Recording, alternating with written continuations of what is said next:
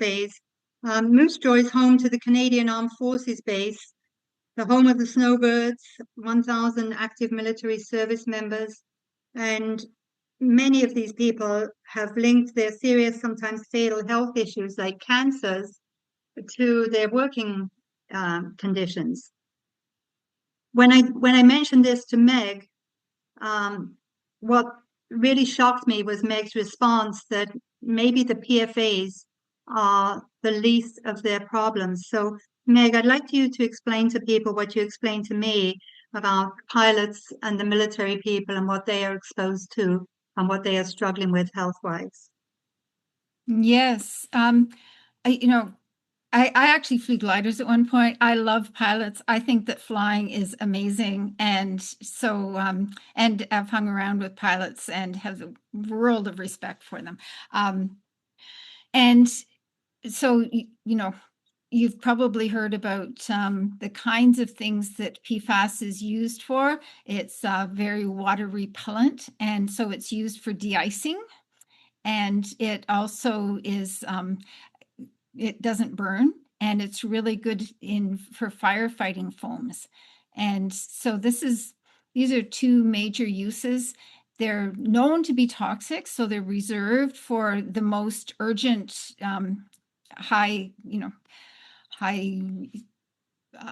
important, most challenging. most challenging situations. And there's nothing much more challenging than putting out fires on airplanes. So these chemicals are really at high concentrations in the groundwater, and they can be actually put into the air as well. At CFB Moose Jaw, there's an administrative building that is connected with the aerodrome and the hangar, where they do a lot of maintenance and so on. And that is also the ground under that is contaminated.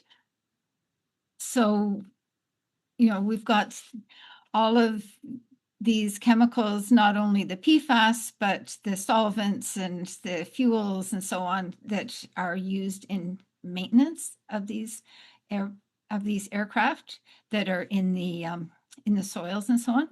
But the other thing that we realize now is that we've got a lot of IT in our wars, and so all of the radar is radio frequency radiation, and this is also very it's biologically active, and the radar can actually amplify other toxic reactions within the body.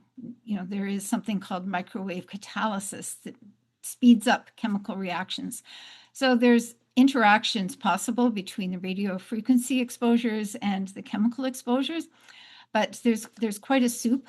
And the pilots are being affected, the maintenance crew are being affected, and also the people in the administrative building, they're being affected. So actually, one of our board members used to work there. She has a neurological condition now as a result of the exposures at CFB Moose Jaw, and she's going to be receiving an award in a few weeks from the federal government for her work helping out people who have been injured, not in war, but in preparation or just standing on guard for us.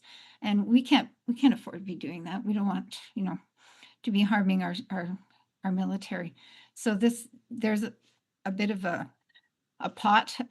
there's a collection of issues with the military bases, and PFAS is certainly featuring in that.